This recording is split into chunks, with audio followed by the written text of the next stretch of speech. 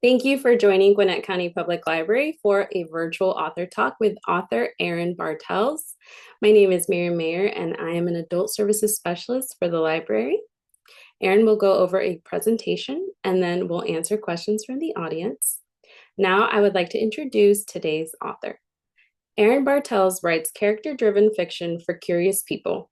She is the award-winning author of We Hope for Better Things, The Words Between Us, All That We Carried, The Girl Who Could Breathe Underwater, Everything Is Just Beginning, and her latest novel, The Lady with the Dark Hair. A two-time Christie finalist and winner of two WFWA Star Awards and two Michigan Notable Book Awards, Erin has been a publishing professional for more than 20 years. After 18 years in Michigan's capital city, she now lives with her family in a charming small town surrounded by farm fields and pasture lands. Please welcome Erin Bartels. Thanks so much. I'm so excited to be able to talk to everyone today about some subjects that are close to my heart and that I put into my latest book, The Lady with the Dark Hair. I'll be sharing my screen for part of this presentation because it involves a lot of visuals, because The Lady with the Dark Hair is a story about artists. And I've been an amateur artist as long as I can remember. Really enjoyed as a child drawing and doing watercolors with those plastic trays of watercolors that are at the lowest possible quality, which is what they buy for children, and always being kind of frustrated by the results, never quite coming out to what I had in mind in my brain.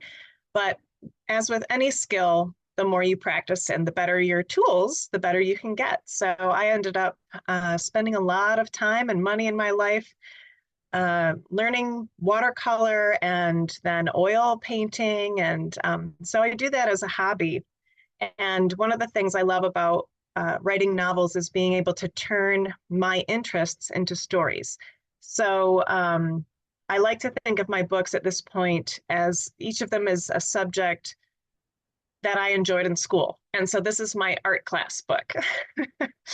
And I wanted to tell you a little bit about the two main characters and how their stories of being artists at different times, this is a dual timeline story, reflect some of the limitations that have been placed on women in the past when it comes to doing art or doing anything creative or anything interesting with your life other than what was expected. And some of the limitations we may place on ourselves today, even though we have very few real limits that are insisted upon compared to women in the past. So the first thing I wanted to do, I'm going to share my screen here. And I have a little bit that I'm going to read to you from The Lady with the Dark Hair to start with, so that you can kind of get an idea of who these characters are and how they intersect with artists in the past and in the present. The past storyline of The Lady with the Dark Hair follows a woman named Viviana. She's a young woman who is in southern France, and it begins in 1879, which, if you know a little bit about the art world, you might know that that's a time period where art is starting to change a little bit. We're going from a very formal school of art to what we know as the Impressionists, the people who started thinking of art as a way to capture moments and moods more than just record life or record religious or mythological or historical events. And they changed the art landscape for forever. And she is coming up in this world where she's working in the house of an artist and finds that she's very interested in what this artist is doing, and eventually learns how to be a model for him and then also how to paint her own paintings. And it's in this capacity as a servant in this house that she meets a man named Francisco Vela. Francisco Vela is Gibraltarian, which is someone who lives in Gibraltar, a place that I don't believe I've read a lot. I mean, I've read a lot about it now because I researched it for the book, but I didn't know a lot about it when I began. But I had a professor in school when I was in school for English, was my degree, who was from Gibraltar. And so he was a really great resource for me to bring this world alive. Francisco Vela is a merchant.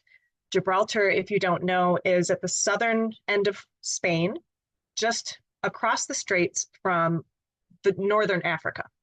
So it's a crossroads. Boats have to go past it. You're connecting two continents, two seas, the Atlantic Ocean and the Mediterranean Sea. And there's a lot of trade and a lot of smuggling and things like that in the past, lots of military conflicts. But in this story, this is a place where this man works and he sells pigments. One of the most fascinating parts of my research for this book was about where we get colors. I can highly recommend a book called The Secret Lives of Color by Cassia St. Clair.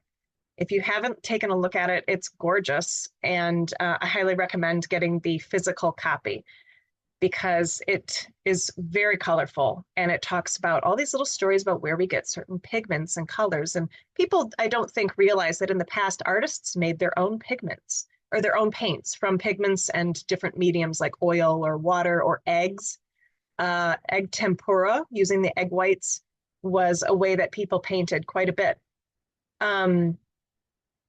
So Viviana meets this man, and through a series of events, she ends up going on this trade route with him, posing as his sister. And it's in this capacity that she meets three real life artists of the time. And that's who I want to spend most of our time talking about. And in the course of meeting them, she also hears about a fourth. So I wanted to take a look and read just a little bit of when she meets these women. They're all female artists, which is really exciting for her. And probably you will have heard of at least one. I feel like most people have heard of one of them, but the others perhaps not. So at this time, Viviana is going by the name of Veronica. And Veronica has met an artist named Mary Cassatt, which is the one I feel like most people have heard of. She was an American painting in France, and Cassatt takes her to meet two others, Berthe Morisot and Marie Bruckmann. And they have a meal together, and in the course of their discussion, they talk about the limitations placed on women and also the way men talk about their work. And that's the part that I wanted to read for you right now. At some point, as they're seated, Mary Cassatt says to Veronica, "You cannot seek men's sanction on your activities or approval of your ambitions, for even if you get it, you will find that it is not enough." Veronica turned back to her. "Why do you say that?" "Because," Morisot said, "there has never been a man, even the best of men, who ever treated a woman as his equal." And that's an actual quote from Berthe Morisot. I didn't make that up. Cassatt nodded. "Precisely. Planted within every compliment is a seed of insult. Your work will be called charming, delicate, pretty, words that seem fine praise until you realize that they are but the verbal equivalent of patting a child on the head. What you truly want to hear is something else entirely, that your work is moving, powerful, striking, devastatingly true. These little condescensions and slights will grow thorny and poisonous in the rich soil of your mind, which, after all, is not so simple and blank as they assume. This weed, this desire for legitimacy in their eyes will grow to overtake you. It will choke out the confidence you once had in your own ability, your own worth. It will siphon off all the resources meant for the flowers you intend to grow." She paused and looked directly at Marie Bruckmann. "The talent and passion you once had for your art will dry up and wither for lack of nourishment. Then what will you be left with? Only the thistles, which will continue to prick and draw blood, even as you tend to their every need and want. Morisot leaned toward Veronica. You must decide straight away whom your garden is meant to please, others or yourself. For your sake, I hope you choose yourself. There is nothing so beautiful as a work of art that pleases its artist. Now I want to tell you a little bit more about those three women, and that's where our little slideshow is going to come into play. The first one I want to introduce to you is Marie Bracquemond. And I'm going to do that as soon as my computer responds to, there we go. Marie Bracquemond, I think of as a caged bird. She came from a working class family that could not afford much private art training for her, so she was largely self-taught. At the time, women were not allowed in art schools, in the academy in France. So if you were going to learn anything, many of them learned from their own fathers, if their fathers were artists, or they had private tutors. But Marie's parents couldn't really afford that. She had a rather unsettled childhood. Her mother and stepfather moved the family from one place to another often enough that it was difficult to form close friendships or have any kind of coherent education. She did have innate talent, though, and by age 17, she had a painting accepted into the Salon. Her ability caught the eye of a neoclassical painter, Jean-Auguste Dominique Ingres. I don't know if I'm pronouncing that right. I don't speak French. But this successful male artist echoed the thoughts of almost everyone in his time that she should stick to painting flowers and fruit, as was befitting a female sensibility and female ability. Despite the fact that there had been well-known and successful female painters in the 16th and 17th century, including the three that I've put up here, in the 19th century, women were not considered capable of important themes like religious subjects, mythological subjects, scenes of war, or even serious portraits. And if they somehow proved themselves capable, which is hard to do when you're excluded from the academy, not let into life drawing classes, and in all other ways restricted from learning the necessary skills, it was still considered not proper for women to paint anything beyond still life and nature scenes. Despite this, Marie began receiving commissions from important and wealthy people. One of her jobs was to make copies of the old masters on display at the Louvre. And in fact, at that time, if you wanted to have a copy of a painting, of course, somebody else had to paint it for you. So there were very often artists in the Louvre copying other people's paintings, which seems strange to us today when we think about copyright and plagiarism and things like that. But it was also a way that young artists learned how to paint. So she was there, and at the time, she's painting copies in the Louvre. She's noticed by a fellow artist, and his name is Felix Bracquemond. The two fell in love and got married against Marie's mother's wishes. This is a painting I just put up of Marie painting Felix, so that's her husband, painted by her. And even though Felix knew that she was a talented artist, after all, that's the context in which they met, once they were married, he began criticizing her work and even restricting her movement. They had a son together, Pierre, and the middle painting there is Pierre as a young boy, done by Marie, and you can see how her style developed from this very realistic style to a more impressionist style. Well, Felix despised the impressionist style that she developed in the 1870s, even though he was the one who had introduced her to several impressionist painters. Still, Marie developed her style such that she went from painting in an old classical style to painting a fully impressionistic style that isn't interested in exactly replicating what you see, but replicating the feeling, the mood, the light, the movement. And she actually displayed her works in 3 of the 8 Impressionist exhibitions in the late 1870s and early 1880s. On the painting on the left, the middle woman is Marie. And so she, like a lot of other women, ended up painting self-portraits fairly often because that's always a willing model, the artists themselves. And the painting in the middle, I remember seeing, I believe, at the National Gallery in DC a couple years ago, and it's absolutely phenomenal. The way she does all of the details on that dress are just gorgeous. Um, so, like many women artists of the past, Marie's work was largely forgotten. Sadly, much of the suppression of her work was carried out in her own lifetime by her own husband. Later on in her life, she would do these two works, among others, that are watercolors, not at all like what she was doing before. But her home life was so full of friction that she eventually quit. She quit in 1890, basically. She quit painting. She did a few more like these afterward. But she abandoned it for the most part, except for a few private works. She was kind of lost to time and history, like many women artists were. And it wasn't until the 1980s that Bachmann's work began to reemerge from the shadows, and people began to appreciate and understand her contribution to the art world.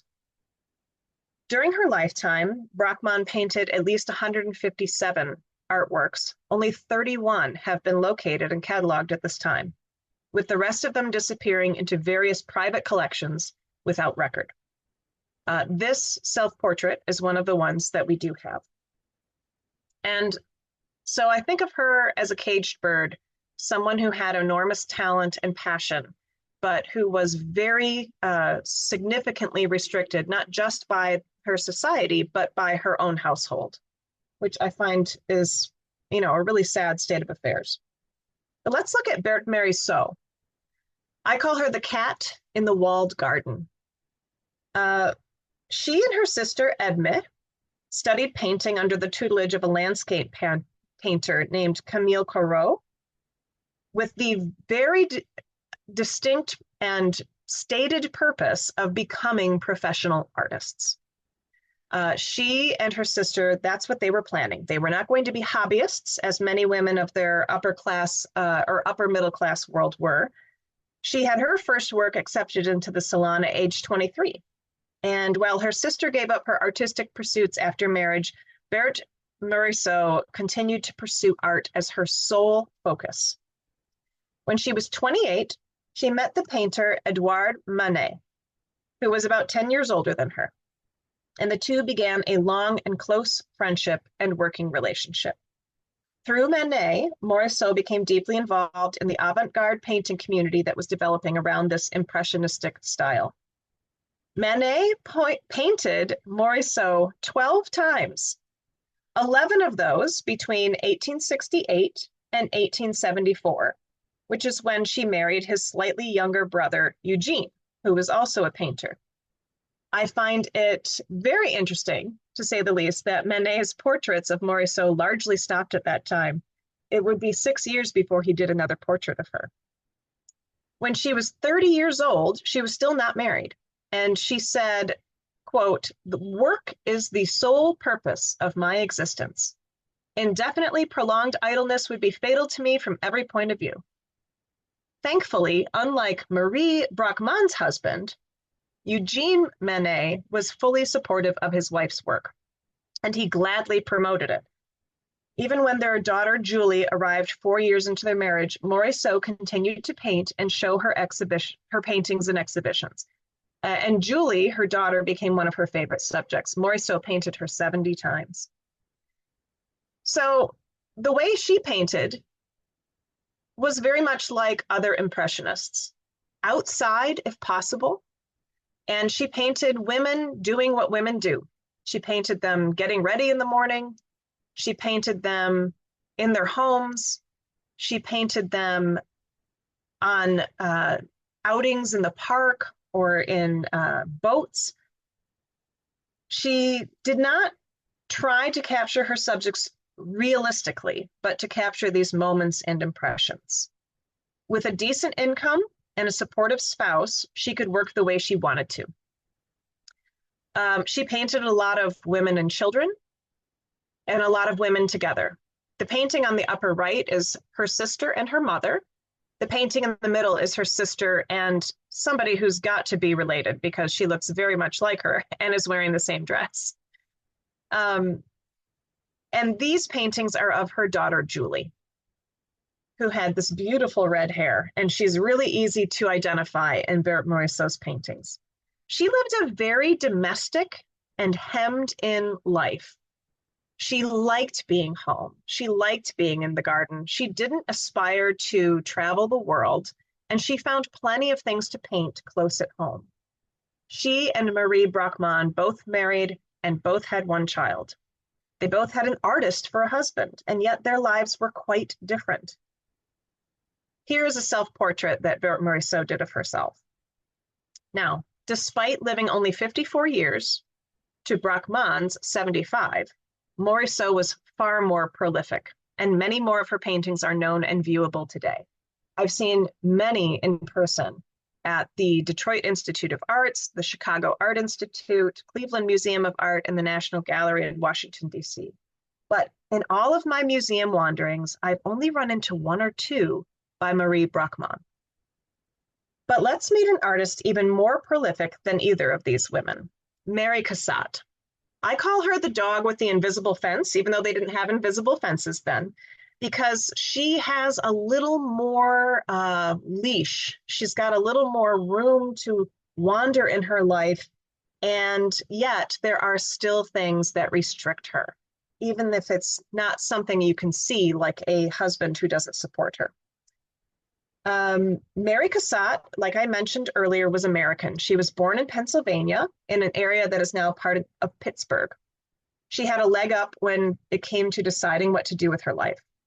Her father was a successful stockbroker and land speculator, and her well-educated and well-read mother also came from a banking family. So they were in a socioeconomic rung that allowed their children choices in life. Even so, and even though Cassatt's parents, her mother is right there, and her father is in this painting, both by her. Even though they gave her the best possible education, including 5 years abroad in Europe, they objected to making art her profession, especially her father. This middle painting that I'm presenting there is Lydia, her sister. In spite of these maybe not so supportive parts of her growing up, Mary persisted in her art education. She was in art school during the Civil War, which is really interesting to me when you think about something so huge and shocking to our country, that there were still people out there trying to work on what they were going to do next with their life. And so she was in school during the 1860s, during the war. She was frustrated, though, by restrictions on female students who were not allowed in life drawing classes. And if you don't know what that is, that's when you go and you draw a model from life. So there's a person there, usually undressed, in the middle of the room, and then you would draw them from various angles, and that would help you learn how to draw the human figure so that you understood how it worked, so that you could put a person in any situation later on, and you can put clothes on them, but you actually see how the human body works and behaves better without clothing. And women weren't allowed in those classes because that would just be just too modern. She was also frustrated with the patronizing attitude from her male counterparts. And so in 1866, she moved to Paris with her mother and family friends acting as chaperones. Here in Paris, women were still excluded entirely from the academy, so Cassatt studied privately with masters from the school. Women were also excluded from the cafes where the avant-garde artists socialized, making it nearly impossible for them to break into the art scene and sell their work. It's kind of like how women, business women or women executives for a very long time were excluded from a lot of the social aspects of their job because they didn't golf or they didn't go hunting or whatever, that they weren't doing the things that the male executives were doing, and therefore they couldn't get as far because they weren't building relationships. So the Franco-Prussian War starts in 1870, and Cassatt returns to America. She worked briefly in Chicago and even lost some of her early works in the Great Chicago Fire of 1871. But she grew really frustrated at the lack of an art scene and the lack of opportunity. She almost gave up painting altogether, but returned to Europe in the fall of 1871 to give it another go. For 7 more years, including some time spent in Spain, which is where she painted these really beautiful, but very different from the rest of her work, paintings. She still struggled to have her works accepted, and reviews of her work were often critical. And a lot of the times it was them stating that she was a female artist. That was part of their problem with her. But eventually she met Edgar Degas. You may know him as the guy who paints the ballerinas. And he invited her to forget about submitting paintings to the Salon and instead exhibit with the Impressionists. Around the same time, both of her parents and her sister joined her in Paris again, though her father was still dismissive of her chosen profession. Despite her close relationship with Degas, who is the artist of these 2 works, Mary Cassatt in the Louvre on the left, and a portrait of Mary Cassatt holding what looks to me to be photographs. Despite their close relationship, at some point, Cassatt made the deliberate decision not to marry because marriage and family would interfere with her career. Like Berthe Morisot, Cassatt painted a lot of domestic scenes.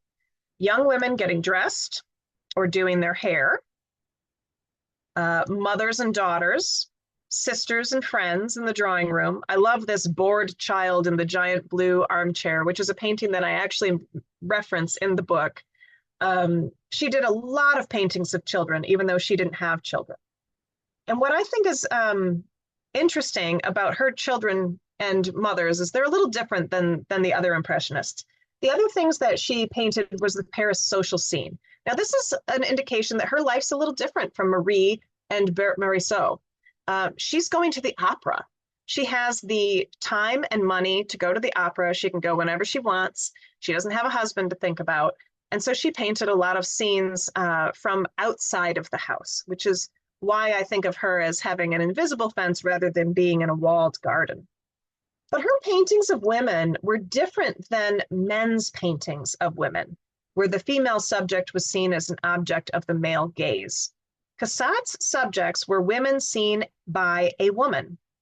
Her women seemed to me to be more confident and self-assured than other women in other paintings. The women with children, like these 2, sometimes look tired or like they're just done with this kid grabbing at their face, or they look busy or worried or careworn. The children sometimes look bored. In general, her women and girls look to me like they have thoughts in their heads, and they're not just pretty things to be looked at. This middle painting is interesting to me because it's part of an exhibition that she did back in the US in the 19 teens. I think this one's from 1915, to raise money for the cause of suffrage for women. So she was pro-suffrage. Berthe Morisot was not. She didn't understand why a woman would need to vote. But Mary Cassatt said, no, women need to vote. She didn't have a husband. So in the argument for women not having the vote was, well, your husband will just vote. And you guys always agree, right? So Mary Cassatt felt that that didn't really work for her. And she did a lot of work later in her life to raise money for the cause. But very much like Morisot, Cassatt spent her life and her career frustrated at the way her art was dismissed and denigrated, either by those who thought women were naturally inferior and not quite up to the task, which sometimes included her friend and frequent business partner Degas, or because the reviewer damned the work with faint praise or patronizing words like those that show up in my book: charming, pretty, delicate, or delightful. No one, however, could even think about using those terms to describe the artwork of another woman that I want to show you briefly before we go back to the lady with the dark hair. And this woman is a woman named Rosa Bonheur. Now, in the scene I read to you before, earlier on in that conversation, the women are discussing this artist. Rosa Bonheur was different from the three artists that are in the scene. And she becomes this subject of discussion when they're talking about women who are free to do as they please. So Marie Brachmann, remember the one who is the caged bird, mentions that Rosa Bonheur can do whatever she wants. And I'm going to jump into the conversation. Who is Rosa Bonheur? Veronica said. Is she also an artist? A confused old woman is what she is, Morisot said. Cassatt leaned in. She is an artist, a very fine artist of animals and of rural life. Her bulls practically charge off the canvas. They are so lifelike. Well, why is she confused? Veronica said. The women looked at each other to see who was going to answer. She lives as a man, Brachmann finally said. She dresses as a man, Cassatt corrected, in order to be less obtrusive in the places she paints. She has a special license from the police. To dress as a man, Veronica said, you need a license for that? In Paris, you do. Morisot looked like she'd caught a whiff of turned milk. A woman in trousers is too modern for my tastes. Morisot was not impressed with Rosa Bonheur's lifestyle, but let's look at her and see why I can call her the lone wolf rather than a caged bird, a cat in a walled garden, or a dog with an invisible fence, which all have limitations. Rosa Bonheur was an artist who was already prominent when these other women came on the scene. She lived the most unconventional life of them and the most free one, especially considering the time and place that she lived. Today, almost no one in the West would bat an eye at a woman wearing pants. But in 19th century France, she really did need a permit from the police. Today, many women live with female partners or even marry them. But back then, if people suspected anything more than friendship between Rosa Bonheur and the woman she lived with, they didn't talk about it because it wouldn't have been considered proper. And if a woman spent her career today creating extremely lifelike, realistic paintings of large and imposing animals like draft horses, cattle, and lions, I doubt anyone would think anything of it at all. Instagram is crawling with such artists. By all accounts, Rosa Bonheur was atypical for her time, but then she came from an atypical family. Her mother, a piano teacher, and her father, a landscape and portrait artist, were Christian socialists, a sect that believed in educating girls the same as boys. Imagine that. One of her brothers and her sister were also painters, and another brother was a sculptor. All of these artistic siblings chose animals and landscapes as their preferred subjects, probably because their father brought live animals into the studio to paint. That sounds like a super fun household to grow up in. Rosa was unruly at school and expelled numerous times. She was finally educated at home, but struggled to learn to read and write. All she wanted to do was draw animals. She drew them from life, from pictures, from plaster casts, and from dissections. I don't think she drew this dog from dissection. This seems to me like the family pet because he shows up a lot. At age 14, she started making master copies in the Louvre. When she was in her late 20s, a commission from the French government rocketed her to fame. She traveled to Scotland and met Queen Victoria. She also became friends with Buffalo Bill Cody and sketched and painted his Wild West show when it came to Paris in 1890. Her portrait of Cody, astride his horse, was used as the promotional poster for the show for years afterward. She exhibited her work at the Chicago World's Fair in 1893. She was decorated with the French Legion of Honor in 1865 and promoted to an officer of the order in 1894, the first female artist to be given this award. And though she never explicitly said that she was lesbian, her chosen lifestyle, more masculine attire, and the way she talked about her female companions strongly suggest that she was. Her hair was cut on the short side and never styled. She didn't wear the restrictive or frilly clothing or fancy hats of her day. She did not wear pants when being photographed, but she wore them for their practicality in working with animals. She looked like a man, smoked like a man, hunted like a man, and painted like a man. This is her house, which is pretty impressive and is now a bed and breakfast, I understand, and that's her studio. She viewed men as kind of stupid. She viewed her womanhood as far superior to anything a man could offer. She said that the only males she had time or attention for were the bulls that she painted. And here's a portrait of her done by another artist where she is wearing pants in the studio. Now, unlike Marie or Bert or even Mary, she did not have lopsided relationships with male artists where they either denigrated or corrected her work. Both Manet and Degas did this to Morisot and Cassatt. So much so that a couple of the paintings I showed you today, they actually took over parts of it and painted part of them. And neither of those women was real happy with that. Rosa Bonheur relied on her lifelong partner, Natalie, to take care of the household while she was the breadwinner. Rosa and Natalie are buried together, and later another very close friend joined them in the same cemetery, and their shared tombstone reads, "Friendship is divine affection." This is her self-portrait. A lot of women do many self-portraits. I think this is the only one that she did. And you can see she's not even looking at you, but the bull is. And there were other portraits done of her where she painted an animal in it and somebody else painted her, which is kind of interesting, a combined portrait. So what are we to take from the stories of these women that we can apply to life today?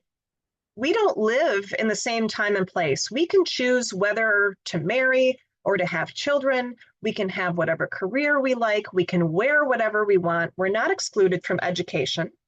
And no one would tell a modern artist that she should stick to painting fruit and flowers and leave the important stuff to men. Yet, we still may face men who dismiss our work as unimportant or not good enough. They're a dying and anachronistic breed, and they have no real power over us. So, what are our limitations today?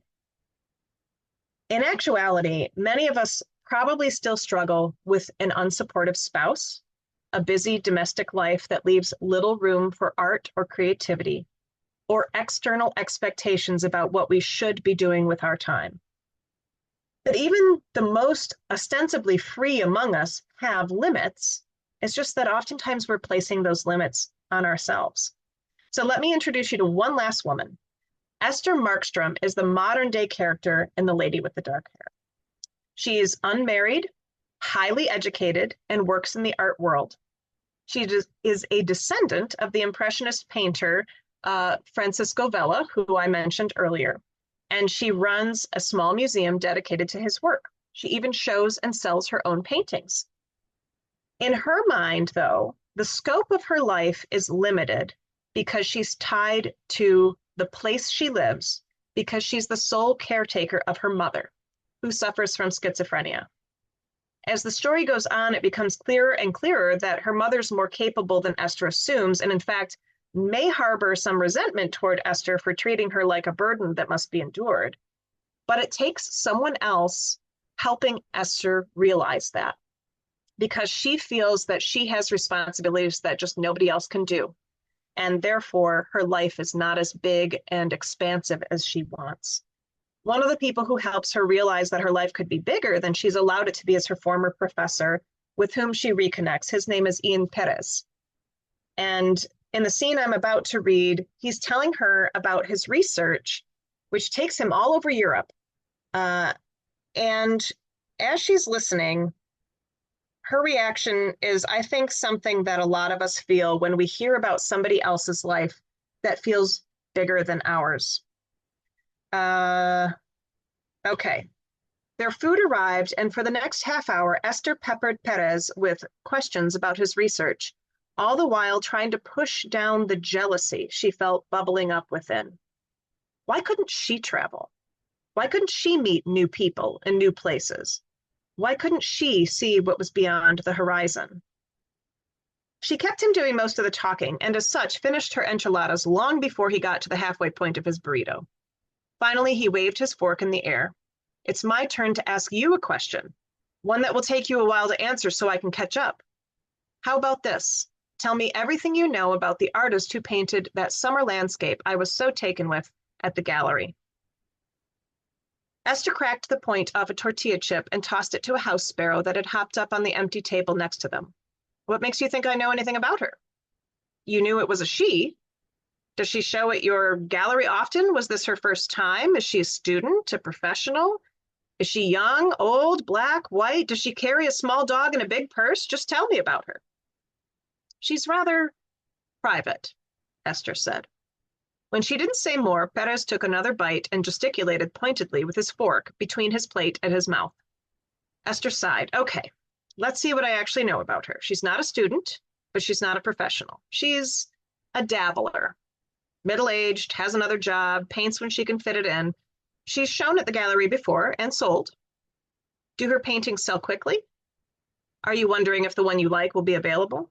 I am. She considered this. I think since it's so small and will therefore be priced on the low end of what's there, yes, it has the potential to sell, especially to someone just starting out their collection. Then I'd like to buy it before I leave. You could still have it at the exhibit. I could simply pick it up at a later time.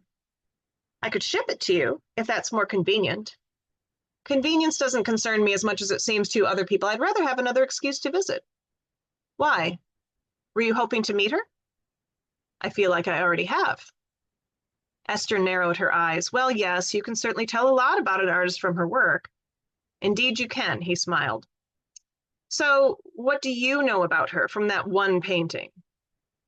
He put down his fork and wiped his lips and with his napkin. I guess I don't want to presume. Oh, fair enough. What do you imagine about her? He took a sip of water. I think, from that one painting, mind you, that she is someone who feels deeply, but has few opportunities to show that depth of feeling. She's someone who loves nature, but does not get out in it enough to feel comfortable representing it on a grand scale. She's unsure of her talent, so she paints small. A smaller canvas will mean smaller mistakes, harder to see. She doesn't feel like she can truly be herself. Esther realized she was clenching her jaw. Well, that's an awful lot from one little painting. He tipped his head to the side. Am I close? I guess you'd have to ask her. For a moment, he looked like he was going to say something else. Then he leaned back in his seat and flagged down a waitress. We're ready for the check. And as you can probably surmise, Esther has a close connection with that painting. We'll just say that.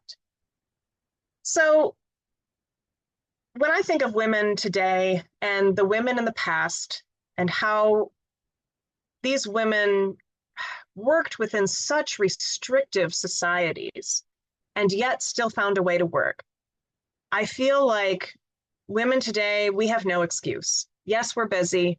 Yes, there's lots to do. Yes, we have lots of responsibilities, but we need to take the time for our own art. They pushed the boundaries so that we wouldn't have any. And I think to honor the women of the past and to inspire the women that are around us today and the young women who will be adults in the future, we owe it to ourselves and to other women to do the thing we want to do our art. So I like to think of myself as artistic, but really what that means to me is that I try new things, I figure it out, and I get joy from creating. These are a few of my paintings. And in the writing of this book, I tried something new, I figured it out, and I got joy from it. And that was painting portraits. I painted 12 self-portraits, one a month for a year when I was working on this book. Here are a few of them that I'm particularly proud of. Not all of them turned out well, and I'm not sharing the really bad ones, but I was really happy to try something new that I hadn't tried before. And I got joy from it. And even though I'm busy, I have a full-time job, I'm writing books as well, I have a family, this gave me joy. And I want to encourage, there's the last one that I did. I want to encourage you to, if you're feeling like you have something to give to the world, something creative you want to do, whether it's art or writing or sewing or baking beautiful cakes, whatever it is, refinishing furniture, do it. Find the time to do it. Go forth and create. I put up the information where you can find out more about me and my books. And I wanted to give us a little bit of time at the end in case there are any questions. You can put them in the Q&A. And I believe that I will stop sharing my screen here and let our library take back over and let us know if you have any questions. I'm happy to answer them, and absolutely try to find me somewhere. You Google me, you'll find me. So, Thank you so much, Erin. It's not a question, but it's a comment from Zanice. Thanks, Erin, for your writing. I enjoyed this book, although I'm not an artist, and I learned a bit about art history. In fact, I've enjoyed your Revel book since reading the book about the Detroit News Report about 5 years ago. Your characters have unusual journeys through hardships and creative resolutions. oh, thank you. That's really wonderful. That's great to hear. Like I mentioned at the beginning, my books are very different from one another. Um, the one that she mentioned, We Hope for Better Things, and this one are both dual timelines. So if people like historical parts of their books, those are great ones to check out. The ones in between, all of them are basically contemporary, although there's one that happens in 1990, which isn't exactly historical and isn't exactly contemporary. So I don't know what you call that. Retro, I guess. I know you had mentioned that, oh, I think the artist that people have heard of is Mary Cassatt. Well, I wasn't familiar with the name, but more of the artwork. And when Yeah. showing it, I was like, this looks really familiar to me. Um, so I actually have Ah, print. yeah. That's great. It's interesting. It's interesting how pervasive Impressionist art is today and how many people really love it. And at the time, it was just mercilessly mocked by the artistic establishment. If you actually read the reviews that are of the exhibitions that they put on, they are ruthless, just really mean. I Nobody can liked what they were imagine. doing. I can imagine, but I don't know. For me, like you were saying, she was seeing the women through the lens of a woman. Yeah. So I can relate to that, like the mom and the child, and she looks tired. Yeah. I can relate to Yeah. that. So, Yeah, you can relate maybe to that. men can't relate, but I see those paintings and they look beautiful to me. There's like this love and this bond with like a mother and a child, Yeah. sisters. So Yeah. I, Yeah, I think that's why people tend to really connect with those works because they do feel like they have real emotions behind them instead of just, oh, this is pretty to look at. yeah, yeah, definitely. So if anybody has any questions, please type them into the See. Q&A. Um, Looks like there's something in the chat. okay. Oh, that's you. Okay. But I mean, I have a question. Yeah. So who is your favorite current female artist?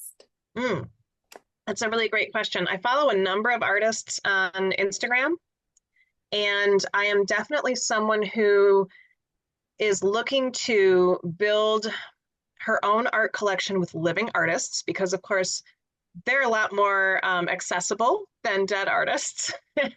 And they're actually people who are trying to make a living. So, some of the people that I follow on Instagram, one of them is named Jane French, and she does these really fantastic small portraits of people. And she actually has a domestica course on how to paint portraits, which I took. And in fact, one of the portraits I showed was using her method. There's also a woman named Kelly Graves, and I'm just opening my Instagram here to see if I can tell you some more. I also really love a couple male artists on there, Jeremy Miranda and Chris Long. I really love the looser style of brushwork and the more impressionistic. painting techniques that they use, and they use very vibrant colors sometimes, and colors that are a little unexpected. And in my own painting, I'm trying to do less, like to do less blending and less trying to make it look real and try to make it more an impression. And it's actually hard to do, to like stop yourself from keeping going and making more details and stuff like that. So it's something I aspire to. Yeah. Well, you mentioned that you follow these artists on Instagram, so that was actually like another question I had. How do you think social media has changed the landscape of Uh, women in art? well, I mean, for anyone, it makes it so much easier to share your art, because when you think about physical artwork, it's very place bound. I mean, if you're showing at a festival or a gallery, it's in one place. And if you're not in a big city center with lots of different people coming in, it's going to be hard to sell your art. And so being able to share your art, whether it's painting or music, lots of musical artists are using social media to find an audience that they would not have otherwise. And it makes it so much more democratic. And it makes it so that like regular people like us can find things that we love and that really speak to us. And once you've followed an artist long enough, you tend to want to support them as people because you get to know them a little bit as people. So I've bought custom calendars that artists have made of their prints. I've bought art itself. I've bought classes that they have been teaching.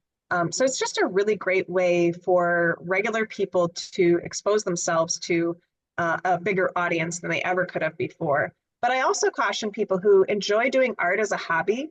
There's a pressure, I think, at least in the last, I'd say 5, 10 years, to make your passion your job. Sometimes when you do that, it's great. Sometimes when you do that, you lose the passion.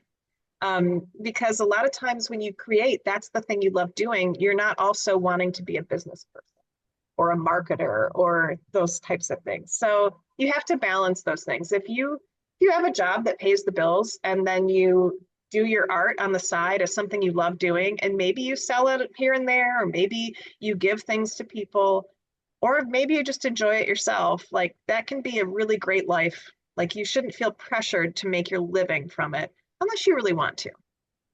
I believe that there's an artist that I follow on Instagram as well. So now they're kind of dabbling in that influencer kind of role. Yeah.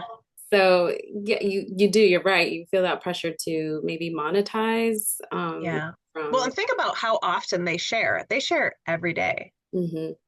And the pressure to find another thing to share. And now I've got to do videos of my process. And that can take up a lot of your time that you might rather spend painting. Yeah, no, it becomes a job, a full-time job. Yeah, it sure For is. sure. It's a lot more accessible, I think, than it was even when I was in school. If I had told my parents I'm going to be an artist, they would have been like, okay, like good luck with that. I think today people might have less of a negative feeling toward that for their kids. Yes, yes. All right. Well, I don't think we have any other questions. All So, right.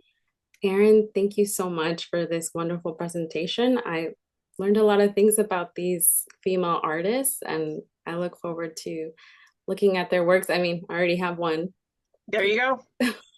a Reaper here. Yeah, Um, but if you can get out to some good museums, it's well worth it to see them in person and just yeah. see their technique up close. Although not too close. I have had museum employees tell me to step back.